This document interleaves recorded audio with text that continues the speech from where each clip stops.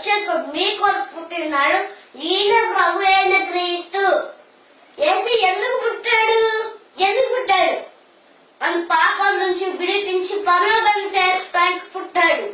యేసు ఎందుకు ఈ లోకంకి వచ్చాడు? నశించి దాన్ని వెలికి రక్షించకు మనిషి కుమారి లోకంకు వచ్చాను.